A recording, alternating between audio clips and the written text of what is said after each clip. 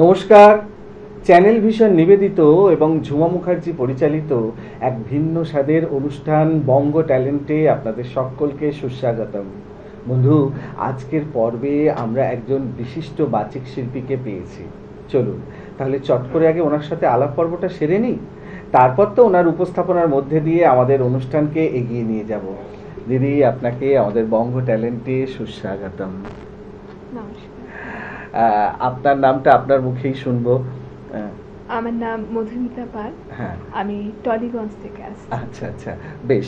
আপনাকে যখন পেয়েছি তো অনেক কবিতাই শুনবো। শুরুতে কি শোনাবেন বলুন। শুরুতে আমি আমার লেখা একটা আচ্ছা। ছোট্ট, মানে কবিতা ঠিক নয়, যারা কবিতা প্রেমী, যারা কবিতা ভালোবাসে তাদের জন্য একটা ছোট্ট লেখা। বেশ, শুরু করুন। কবিতা পরিতৃপ্ত করে হৃদয়কে, কবিতা আলোকিত করে মনকে, কবিতা উদ্ভাসিত করে প্রাণের স্পন্দনকে। কবিতাকে মনে প্রাণে আত্মস্থ করলে এক অনাবিল আনন্দে মাতোয়ারা হয় মন, যে আনন্দ সমস্ত প্রাপ্ত আনন্দের থেকে কয়েকশো গুণ অধিক। আরে বাবা, একদম মনের কথা, প্রাণের কথা। হ্যাঁ, যারা কবিতাকে ভালোবাসে একদম তাদের একদম। তো।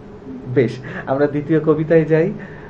আমি এবারে রবীন্দ্রনাথ ছাড়া যেন কিছুই আমরা মানে ভাবতেই পারি না বা একদম। বলতেই পারি আর না। এখন তো কবিপক্ষ চলছে। হ্যাঁ, তো আমি রবীন্দ্রনাথ ঠাকুরের কৃপণ কবিতা বলতে চাই। বেশ, ঠিক আছে, শুরু করুন। রবীন্দ্রনাথ ঠাকুরের কবিতা কৃপণ।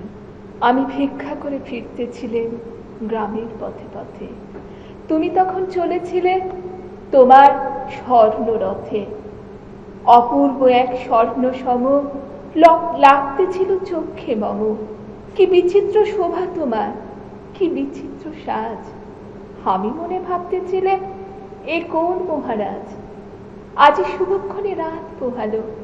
ভেবেছিলেন তবে আজ আমারে দাঁড়ে দাঁড়ে ফিরতে নাহি হবে, বাহির হতে নাহি হতে কাহার দেখা পেলেন পথে।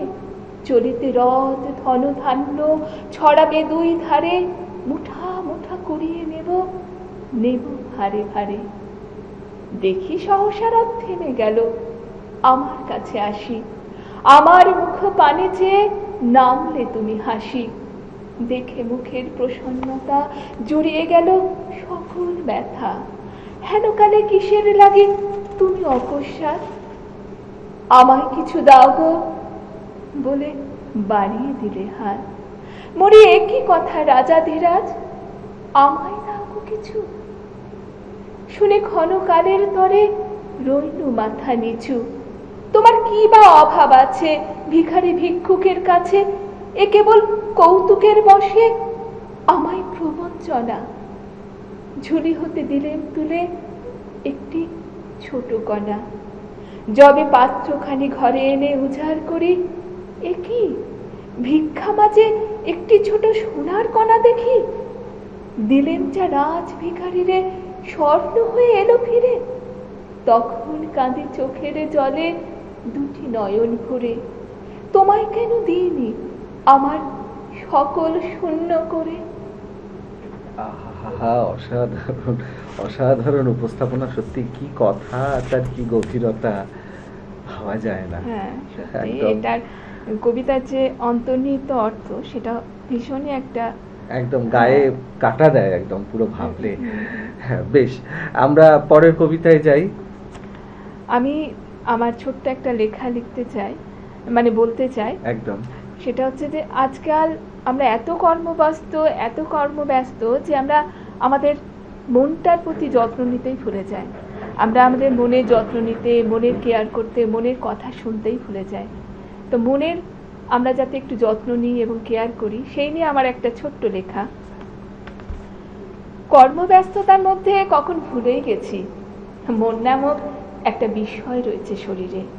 প্রতিদিন সে যত্ন চায়, লালন পালন চায়, তার ভিতরের আবেগ ও অনুভূতিগুলোকে প্রকাশ করতে চায়, মেলে ধরতে চায় তার কল্পনার পাখনা, প্রাণ খোলা হাসি হাসতে চায়, গানের তালে তালে আনন্দে নাচতে চায়। কষ্ট হলে ভেতরের চিনচিন ব্যথাগুলোকে প্রকাশ করতে চায়, আপনজনের কাছে।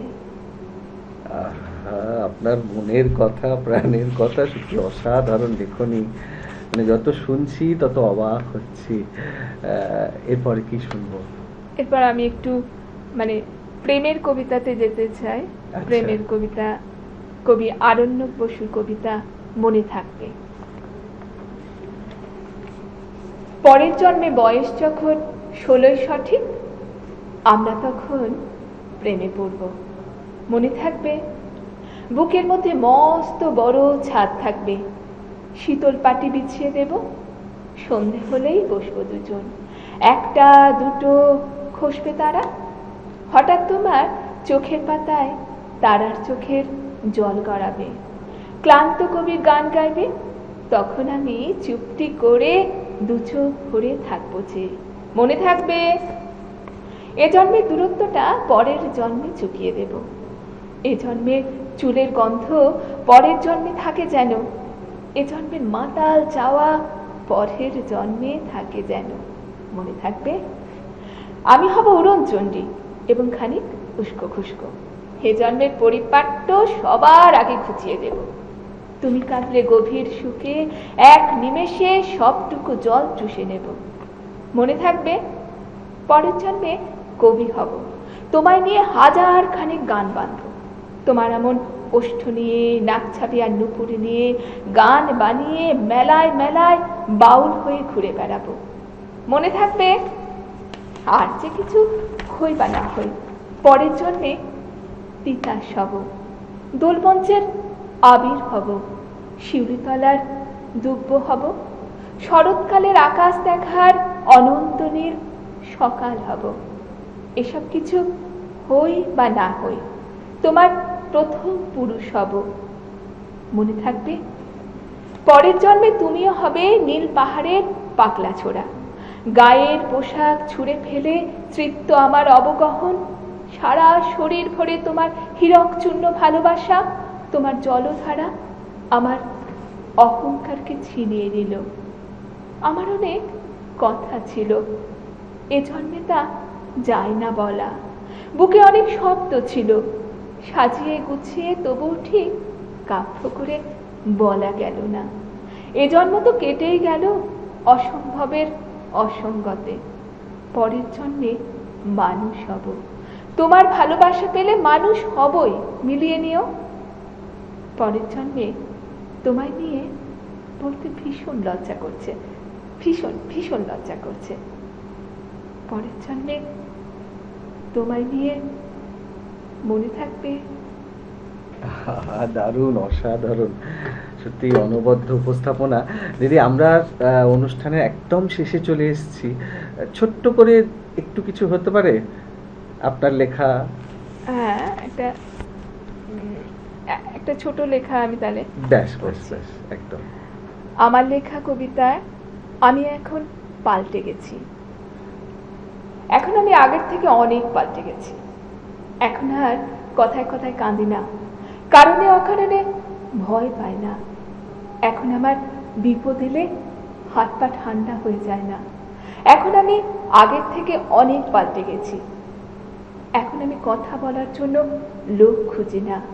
এখন আমি নিজেকে নিয়ে ভীষণ ব্যস্ত, নিজেকে নিয়ে নতুন করে স্বপ্ন দেখি, নিজেকে নিয়ে নতুন করে ভাবতে থাকি।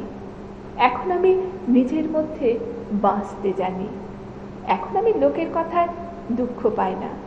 এখন আমি চিৎকার করে প্রতিবাদ করতে পারি। এখন আমি সম্পর্ক ভাঙার ভয় পাই না। এখন আমি পুরনো সম্পর্ক নতুন করে জোড়া দিতে চাই না, তবে পুরনো সম্পর্কগুলো টিকিয়ে রাখার চেষ্টা করি, কিন্তু তার জন্য নিজেকে পাল্টে দিতে রাজি নই। এখন আমার বিবেক বুদ্ধি, বিচার বুদ্ধি বড্ড তীব্র।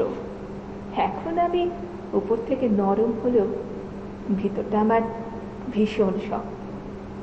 দারুণ, অসাধারণ আপনার লেখনী। সত্যি যত শুনছি অবাক হচ্ছি, ভীষণ ভালো লাগছে।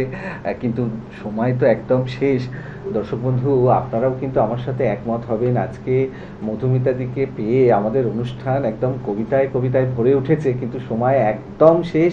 বিদায় তো নিতেই হবে, তবে বিদায় নেওয়ার আগে সেই গুরুত্বপূর্ণ কথাটা চট করে বলে দিয়ে যাই, আপনারাও যদি আমাদের এই অনুষ্ঠানে অংশগ্রহণ করতে চান তাহলে দেরি কেন? আপনার পারফরমেন্সের একটা ভিডিও আমাদেরকে হোয়াটসঅ্যাপ করে দিন, আর আপনার ভিডিও যদি আমাদের ভালো লাগে তাহলে আপনিও চলে আসতে পারবেন আমাদের এই অনুষ্ঠানে অংশগ্রহণ করতে। আমাদের হোয়াটসঅ্যাপ নাম্বার 9804272808। তাহলে দর্শক বন্ধু, আজকের মতো বিদায় নেব, আবারও দেখা হবে আগামীকাল ঠিক এই সময়ে। বন্ধু, বিদায়।